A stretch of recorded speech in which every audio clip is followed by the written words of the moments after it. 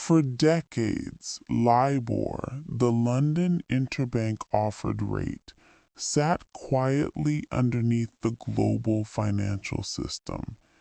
It sounded technical, almost boring, a benchmark interest rate intended to reflect what major banks might pay to borrow from one another for different time periods and currencies. Yet that boring number influenced the pricing of an enormous range of products, from business loans to household mortgages, and from student borrowing to complex derivatives used by large institutions.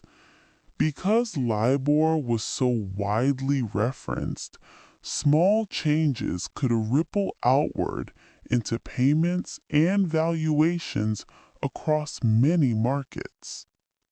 LIBOR was originally overseen by the British Bankers Association, and it was built on a panel submission process. Each day, participating banks would submit their estimate of borrowing costs, and an administrator would calculate a trimmed average. In calm markets, this approach seemed practical. It provided a standardized reference point even when individual transactions were not always visible. The problem was not that estimation is always wrong. The problem was that estimation creates discretion, and discretion needs strong guardrails. As the 2007-2009 financial turmoil unfolded, the world learned a painful lesson. When trust between banks weakens, interbank borrowing can become thin, irregular, or expensive. In that environment, a daily rate based partly on judgment becomes harder to anchor to real trades. The gap between what the rate should be and what the rate is can widen, and this is where governance becomes decisive. If a benchmark matters to trillions of dollars in contracts, then the question is not merely whether banks can submit numbers, but whether they can do so under independent oversight, transparent controls, and clear accountability. This is the first educational insight of the LIBOR story.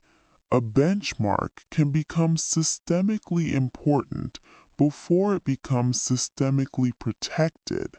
When a number is embedded in countless contracts, it becomes too important to fail, and at the same time it becomes a tempting lever.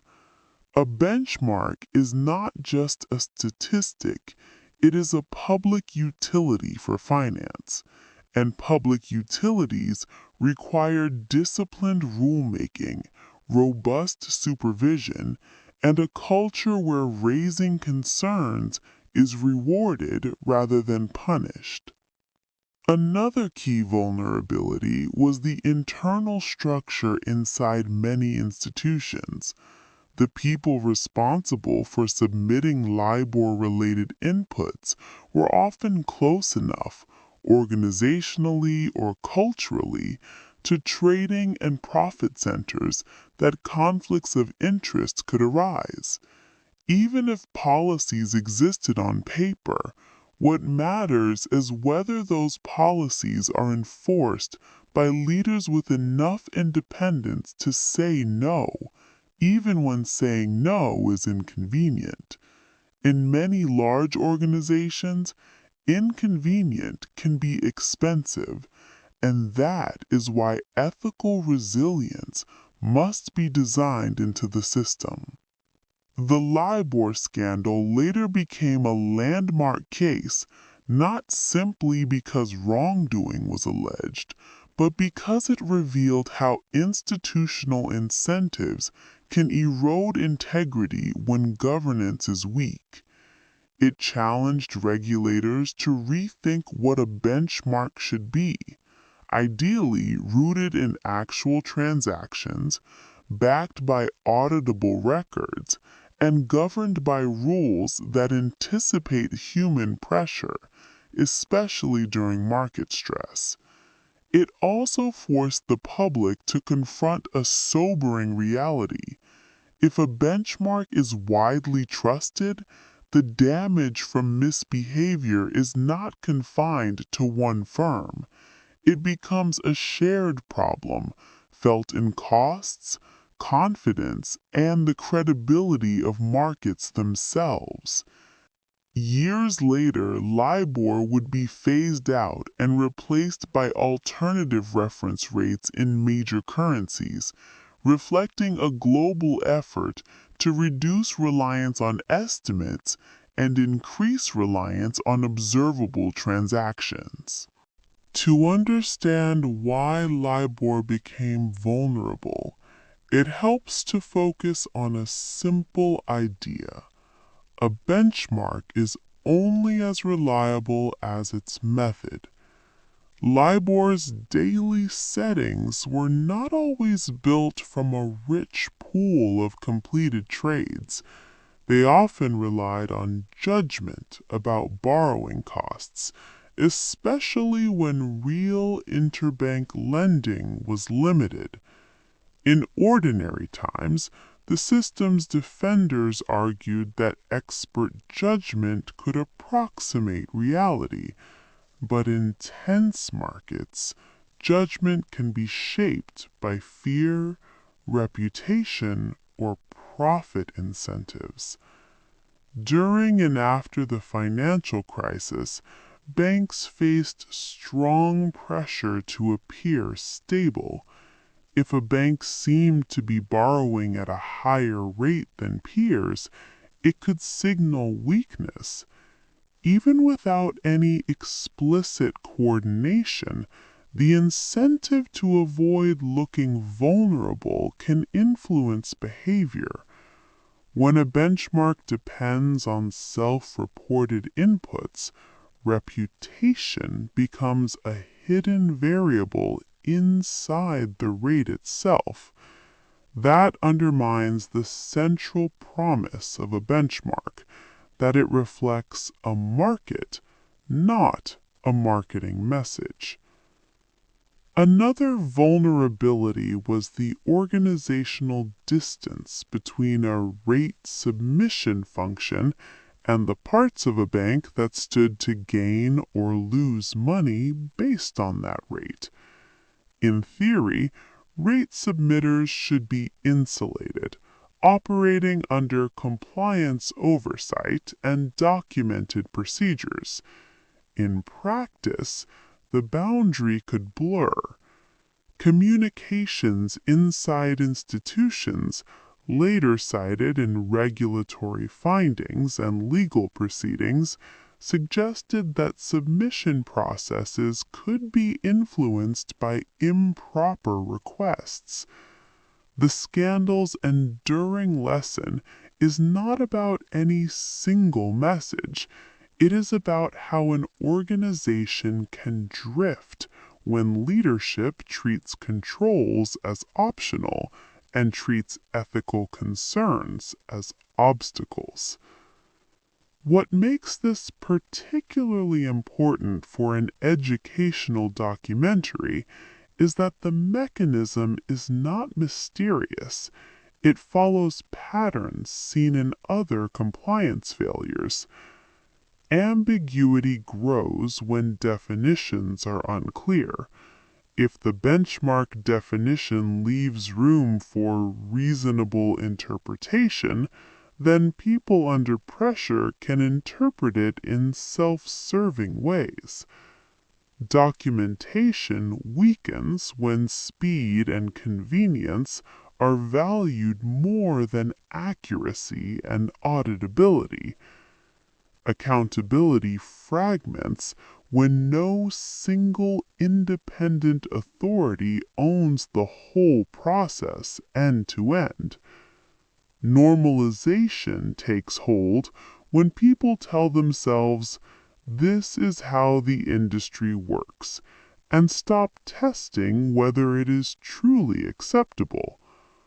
A crucial point: discussing vulnerability is not the same as offering a method. Responsible analysis avoids procedural details that could enable wrongdoing. The goal is to show how governance should work: clear definitions, independent controls, surveillance of communications, separation between profit centers and benchmark submissions, and real consequences when policies are breached.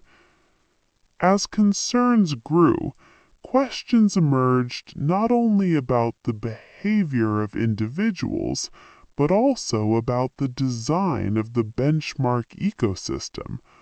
Who had authority to set rules? Who audited compliance? How quickly could suspicious patterns be detected? Were there whistleblowing channels that actually worked? These questions pushed regulators and industry bodies toward reforms that would eventually move benchmark administration to more formal oversight frameworks. This part of the story teaches a wider lesson about finance. When markets become thin, institutions may rely on estimates. Estimates can be acceptable only when they are paired with strict governance. Without that governance, estimates can become a soft surface, easy to press, hard to verify, and costly when trust breaks. The public phase of the LIBOR scandal accelerated when regulators in multiple jurisdictions began coordinated investigations. This was not a single country story. LIBOR touched contracts worldwide, so enforcement involved UK and US authorities, and over time, other regulators as well. The investigations focused on whether benchmark submissions had been improperly influenced and whether firms had adequate controls to prevent misconduct. A notable feature of this chapter is how modern enforcement works. Regulators do not rely on rumors, they rely on evidence: internal messages, recorded communications, compliance records, and timelines that show who asked for what, when, and through which channels. This is why compliance systems exist: to preserve integrity and to create accountability when integrity fails. As enforcement actions unfolded, large banks agreed to significant penalties and compliance undertakings. These outcomes often included three elements: financial penalties to reflect the seriousness of the failure and deter repetition, admissions or detailed statements of facts describing control breakdowns and improper conduct, depending on the jurisdiction and agreement, remedial measures requiring governance upgrades, improved supervision, clearer submission policies, stronger monitoring, and independent reviews. From an educational standpoint, what matters is not the size of the penalties as a headline, but what penalties signal. The system concluded that the benchmark process had been compromised in ways that could not be dismissed as minor errors. The reputational damage was enormous because the benchmark served as a trust anchor for pricing. Trust that should not depend on informal behavior or internal convenience. This part of the story also exposes a difficult truth about complex institutions. Failures rarely occur in isolation. If one desk requests a favorable outcome, another function might ignore it, and a third function might fail to detect it. When responsibility is spread across layers, it becomes easy for everyone to feel only partially accountable. That is why governance must assign clear ownership, independent oversight, and meaningful escalation paths. It is also why the LIBOR scandal became a turning point for how regulators think about benchmarks. The benchmark itself became a target of reform, not just the firms. If a benchmark is built on self-reported estimates, then even highly regulated firms may face temptations that are difficult to fully eliminate. The safer approach is to redesign benchmarks around observable transactions, backed by standardized data and robust audit trails. In later years, oversight shifted toward more formal benchmark regulation and administration, reflecting the view that a benchmark's integrity must be treated as a public interest matter, not merely an industry convention. That shift set the stage for LIBOR's eventual replacement by alternative reference rates in major currencies, as the world moved away from a benchmark that had become too vulnerable to judgment and too central to the financial system to tolerate lingering doubts. After the enforcement wave, the benchmark world faced a critical question. How do you rebuild trust in a number that priced so much of the economy? The answer was not simply punish wrongdoing. The deeper work was structural, redefining how benchmarks should be governed, calculated, and supervised. Reform took two parallel tracks. The first track focused on benchmark governance. Administration moved toward tighter regulatory oversight, stronger rule books, clearer definitions, and better controls. Benchmark administrators were expected to implement rigorous methodologies, conflict of interest management, and documented procedures. The goal was to make benchmarks less dependent on goodwill and more dependent on verifiable processes. The second track focused on benchmark replacement. For major currencies, working groups and regulators promoted alternative reference rates designed to be more robust because they were rooted in observable markets. This transition was not quick. LIBOR was embedded in legacy contracts, some stretching for many years. Changing the benchmark meant updating documentation, building fallback language, educating market participants, and ensuring systems could handle new rates. One of the quiet challenges was that replacing LIBOR was not like swapping a label. Different rates have different foundations. Some are nearly risk-free overnight rates. Others include bank credit risk. That means the transition required careful adjustments in products, risk models, and customer communications.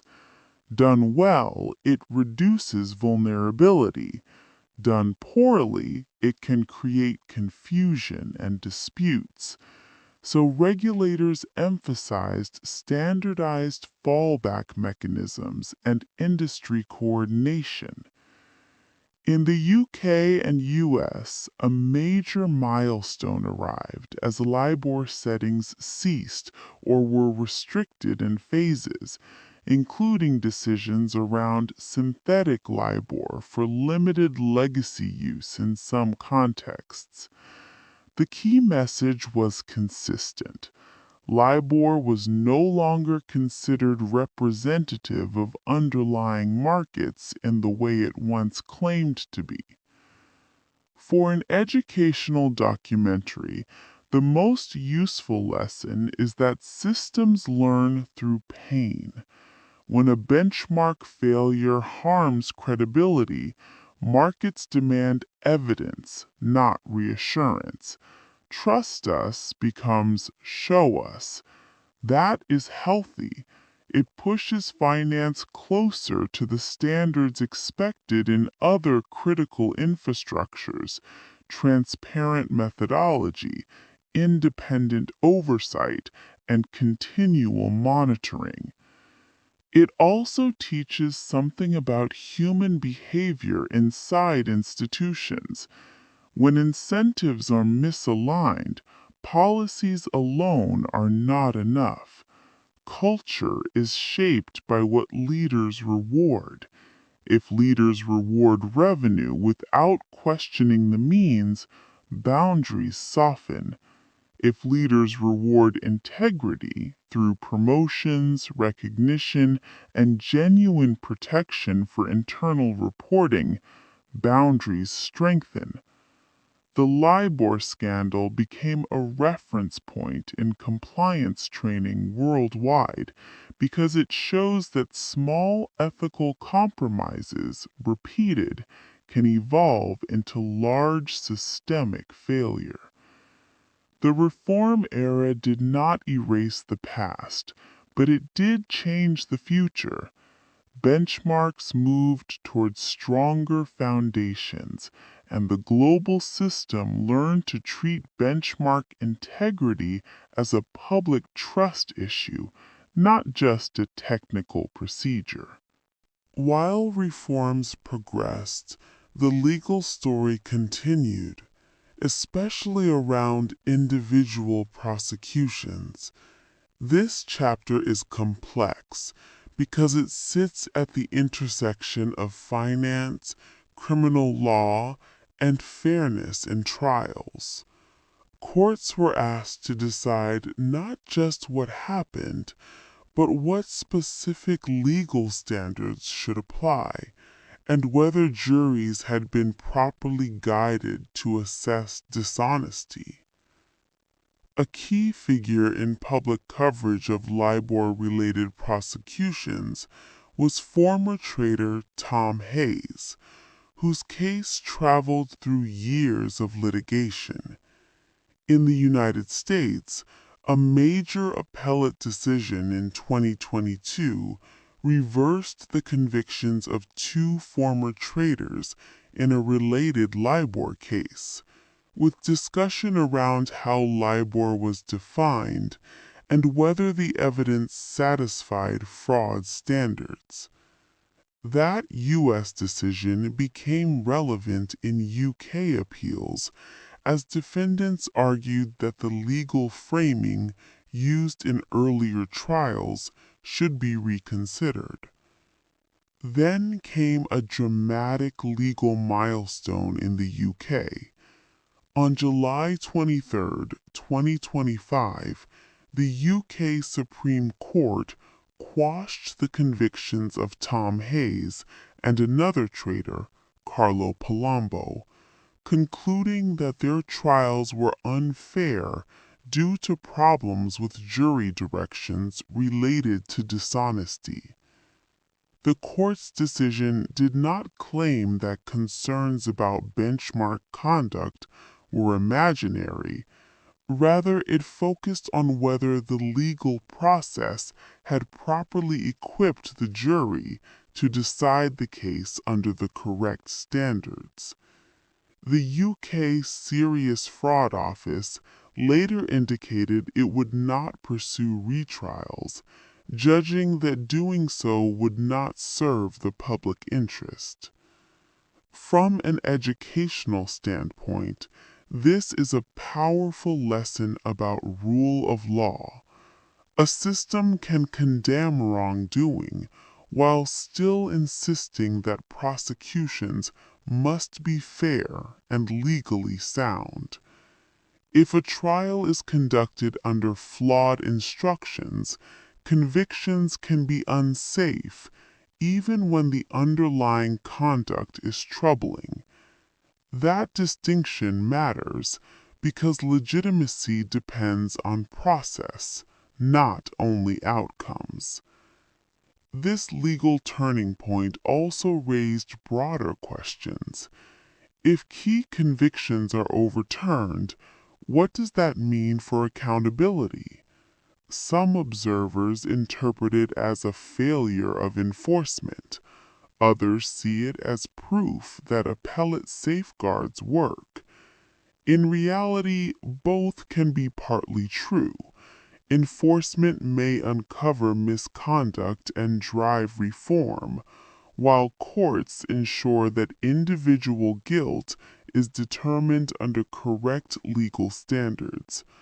For viewers, the deeper takeaway is that accountability has multiple layers: regulatory penalties, civil claims, governance reforms, and criminal proceedings. Each serves a different purpose. The LIBOR story shows how hard it is to align them perfectly and how long it can take for legal narratives to settle even after markets have moved on. By the time legal appeals were reshaping the courtroom story, the market had already begun closing the LIBOR era.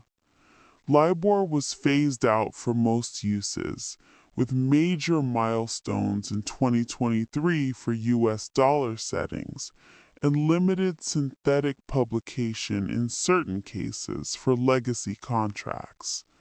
The transition was part of a global shift toward alternative reference rates designed to be more resilient because they rely more heavily on observable transactions. This final chapter is where an educational documentary can deliver the most value because it turns a scandal into a blueprint for prevention.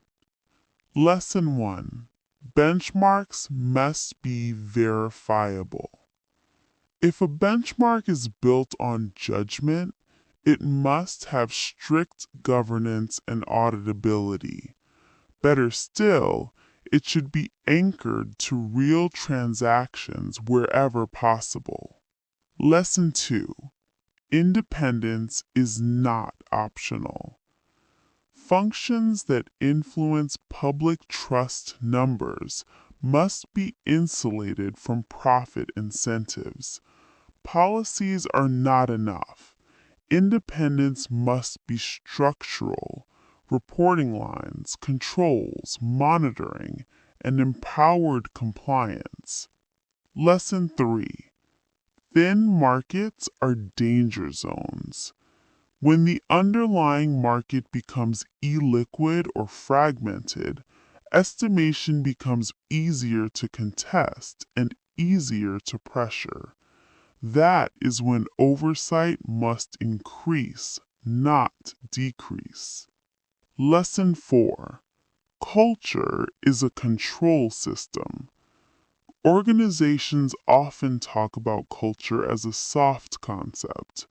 LIBOR showed it is a hard risk factor. The real culture is revealed by what gets rewarded and what gets ignored. Lesson 5. Accountability must be layered. Regulatory action can deter and reform. Civil claims can compensate. Criminal law can punish, but must remain fair and precise. The UK Supreme Court's 2025 decision highlights how essential legal rigor is, especially in complex financial cases. The end of LIBOR does not end the relevance of the story. Benchmarks will always exist: rates, indices, pricing feeds, reference values. The question is whether they are built as public infrastructure, transparent, monitored, and resilient under stress. In the simplest terms, the LIBOR scandal is a story about how trust can be treated as a resource, quietly consumed until it runs low. And it's a story about how systems can rebuild that trust, not by asking for faith, but by earning credibility through better design, better oversight, and a stronger commitment to integrity when pressure is highest.